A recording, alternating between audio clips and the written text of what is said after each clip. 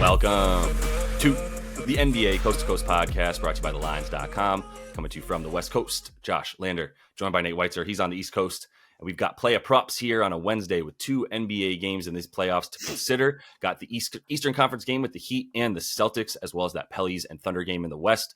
Also want to make sure that you head to thelines.com. Check out everything that we're putting up on the site right now. And use that prop finder tool, super handy to help you see all these odds right there in front of you in a nice chart to make sure you're getting the best juice back on all of these bets that you are making in this NBA postseason.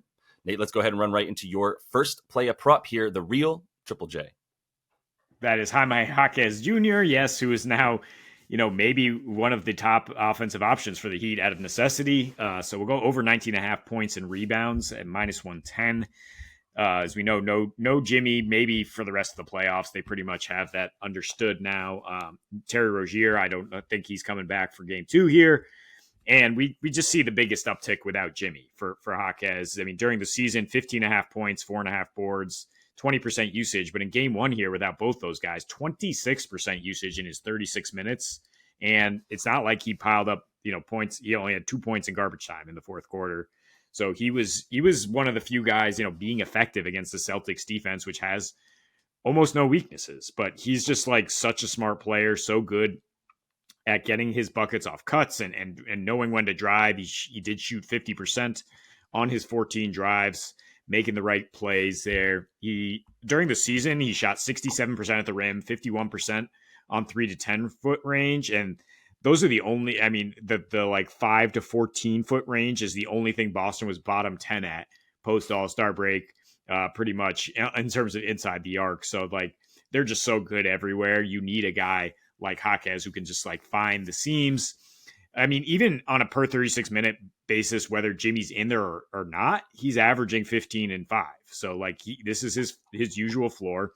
We saw him step up a little bit on the road without Jimmy down the stretch. And the reason I like the rebounds here, only 7 rebound chances in game 1 because the Celtics shot 22 for 50 from 3, and they're going to continue to take at least 43s. Like this is what they did during the regular season.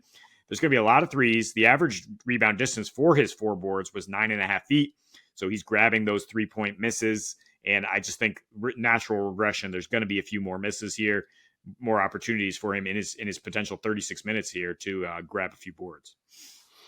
Yeah, the problem just for the full game for the Heat is going to be that if they do decide to just completely sell out on the threes, which I don't even know they're going to be able to do with this ball movement from the Celtics and having 5 3-point shooters on the floor all game, that's going to be tough to even to sort of take away that. But if we do see that, I think we'll see a lot more than the 13 free throws that we saw from this Celtics team. So either way for the full game, just saying, even if they manage to limit threes for that team, they're still going to be in a really good spot. But I love the Jaime bet. I was on that with you as well in this game, and don't think they're taking it into account enough. I think they still think it's a rook here who's going to be overwhelmed. But we've seen Jaime Jaquez play like well above rookie status all season. So let me go ahead and talk about everyone's favorite backup point guard, Peyton Pritchard.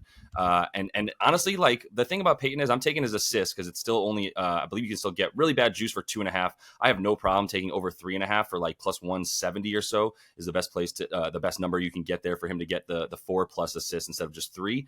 And like the thing is like he came in and played actual backup point guard minutes and timing, right? We've seen him in like the end of the season go off against other backups and whatever, but like he came in the end of the first quarter in that I'm the backup point guard sort of time slot, right? And so I think you're going to continue to see that 24 minutes that he played in game 1. I don't know why they would diminish that. They clearly have a ton of trust in him now as a dude that can actually be on the floor and contribute to the offense, even if he's not just running it against a bunch of other backups, which to be fair, he also was doing pretty consistently in this game, playing those backups, but got some minutes in with the starters as well. And my thing for Peyton is like the minutes, right? Obviously it just comes down to like, is there space for him to get his minutes? And when he's gone completely off. He's played 24 minutes this season 30 different times, and he's gone over 2.5 assists. He's gone over 3.5 assists actually in 24 of those games. He's gone over 2.5 assists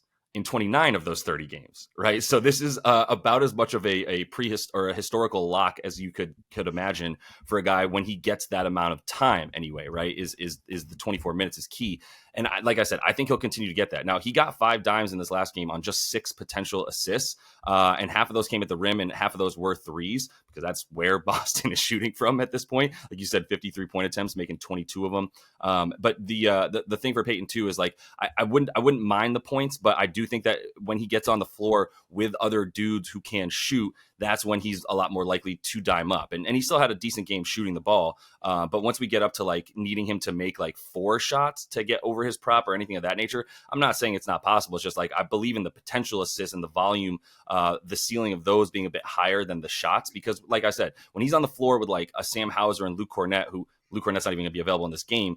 When he's on with those dudes, then yeah, there's a few more shots available for him.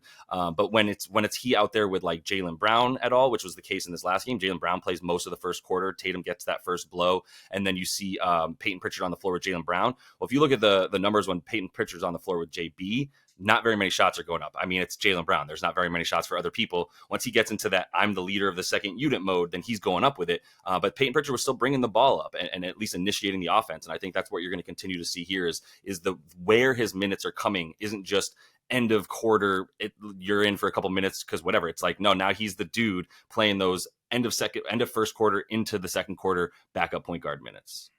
Yeah, but he's also the human victory cigar, the human Gino who's going to take over in the fourth quarter if this is another lapper. And that's why you see him like pile up these nice, well-rounded lines when he gets the full fourth quarter of run. I mean, you should mention it's now minus 160 though for these 3 assists. Yeah, it's been that. It's been that. That's that, which is not great. So I think you might want to add the points to just get some reasonable juice here, because I mean he's a bucket too. Like especially if he's playing against the slow Heat backup, the dregs of the Heat bench here, if that's what he gets in the fourth quarter. So I'm gonna go with the popular bet here, Josh Giddey under 20.5 PRA, and I mean, how can you not fade the minutes? Is really what we're talking about here, especially down the stretch. Like he was benched the final 10 minutes in this game one, just could not play. Kason Wallace was great. He involved in the game-winning stop there, and they got the same amount of minutes, basically 19 and a half. So even if Giddey is somehow involved in the first half and this is trending over, I think you can live bet, you could double down on the under and just be like, look, he's not going to be in there down the stretch. He actually only averaged 4.5 minutes per game in the fourth quarter last 6 regular season games. And he averaged 3 total stats, like points, rebounds, and assists in the 5 games that weren't against Charlotte. So like, he just like cannot function against good teams in crunch time. And only 11 touches in the front court in game one. 19 of his touches were just bringing the ball up, it appears, and then passing it off and then going to stand in the corner. And Nola was not giving him open shots like they did in that last regular season meeting where he actually had a good game. They're not giving anybody open shots. There's just elite defense being played here. And both teams are not producing any assists basically in the fourth quarter. Like, they didn't really down the stretch of the regular season either. I mean, because SGA is so ISO heavy and NOLA also just the way they're clamping down. I don't know. Maybe you can explain how this works, but he had his 3 assists on only 2 potential assists in game one. So that's obviously not good.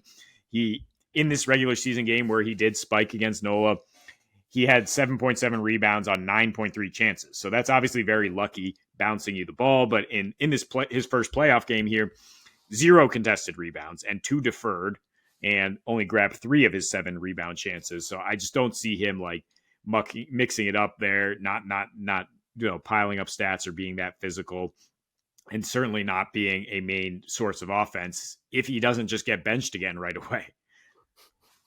Yeah, I think that's the thing. There's some discrepancy between NBA tracking data, which is based on like technology that they have on the floor that literally just tracks these players, and like the NBA stats keeper dude who works for the Thunder and was at that game and whatever, right? So sometimes the potential assists like don't equate. I that's the best I can that I could find at this point, because the NBA is pretty hush hush about how they gather that tracking data. But yeah, it's going to be pretty interesting once they publicize a little bit more of that, because I'm also a little bit interested to better understand how you can have fewer potential assists than actual assists. And I'm sure there's a logical explanation. I just don't have it right now. So let me close out here. I love the Giddey pick, by the way. I do think he's going to continue to see his minutes dwindle or at least be limited with this matchup, especially. Like you can't be any kind of liability on defense when you really are focused on taking out dudes like Trey Murphy and Brandon Ingram and all these wing players that that Giddey's just getting smoked by on defense. So let me close it out here with what apparently is a popular bet in Kevin Love over PR. I was on this in game one as well, by the way. So I was here first or whatever. But the thing about K Love is I think he would have gotten more minutes in this last game. I was obviously watching intently in that third quarter because he needed one more point in rebound. He had 10 in the first half. Between the points and the rebounds, and then he needed one in the second half. And when the third quarter 4-minute mark came around, he didn't come in the game. I was like, damn it, is he not going to get in there because this thing is over in the middle of the third quarter? They blew it open, right, to 25 points with that amount of time. And right when the subs were coming in that third quarter, Kevin Love wasn't a part of it. Now, he came in after that, but I think he would have come in right then and there if that game wasn't at 25 points for the Celtics. So if we believe in the 8.5 point spread that they can keep this within after the first half, then hopefully they can at least keep it close enough in the third quarter that he comes in this time. But either way, you need him. And I think Spo understands that. He understands that he needs Kevin Love in this matchup, and he's going to have to rely on probably a bit more than he wanted to anyway for these playoffs. So in the 3 games now that he's played, the first 2 in the regular season that he played Boston. That's the thing is I feel like I get a little bit of double whammy. You need Kevin Love because you don't have anybody else to rebound without Jimmy in there anymore.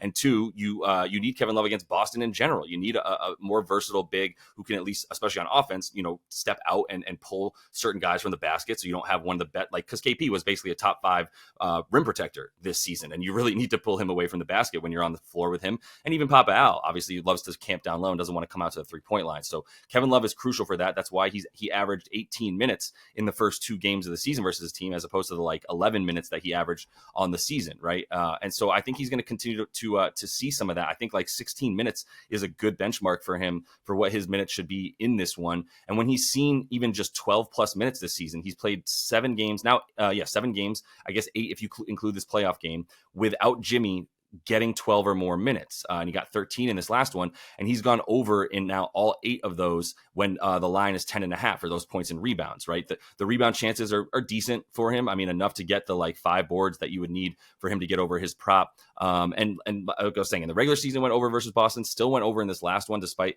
the fact that he averaged way fewer minutes. And he actually averaged 15 points and rebounds now against his team on the season in about 17 minutes per game. So the volume is going to be 20 minutes max for sure. A lot more likely that he's closer to 15 minutes in this one. But anywhere around there, I think he's good to go. If you look at versus Boston last year in the playoffs, that was another moment in time where we know he came over to this team and then he became way more important than anybody realized.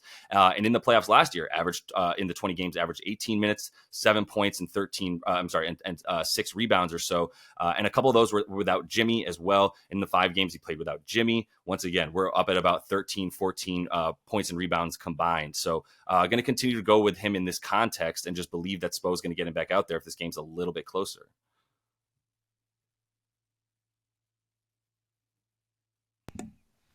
Sorry.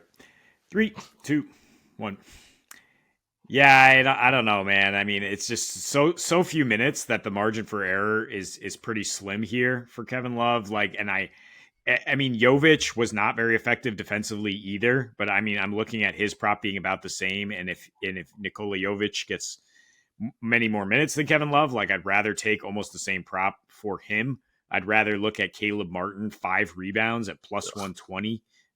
As just thinking about how Spo's going to approach this is we need to get quicker, probably. We need to be 4 quick dudes, lengthy wings around Bam and not play a guy like Kevin Love, more Highsmith, Love's minutes. Yeah, you're saying he did this in 17 minutes. It's just scary to me to think how efficient he has to be on a permanent basis against the Celtics team that while he's out there, I don't know, they could just cook him. They could just not miss any shots and not give him any rebounding opportunities.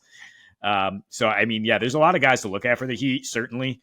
But really think about what Spo might do in terms of his rotations when you're picking these ones. That is what I'm thinking. Caleb Martin was horrific. Yeah. So that is exactly what I'm thinking is nobody looked good for the wings on the Heat, and I think that might be a one option to mix it up a little bit, but also just his tendencies in this situation without Jimmy have been to play him 16 to 18 minutes. It's a bit scary to take somebody's props at 16 to 18 minutes, like you said, but the per minute average stat here for him and pulling down these points and rebounds, he's gone over because of that ability to do that with that amount of time and being such a strong focal point of at least the rebounding and all that. But we'll see how it goes. I don't trust too many guys on that Heat team right now, and I don't think that they're long for this series, similar to how they went to the finals and then followed it up with a sweep at the hands of the Bucks, right? We saw that as well. So anyway, that's all the time we have for you in Play of Props here. Continue to follow along. Also got best bets as well for you guys, so make sure to subscribe to that page and check everything out. We're bringing you the rest of this postseason.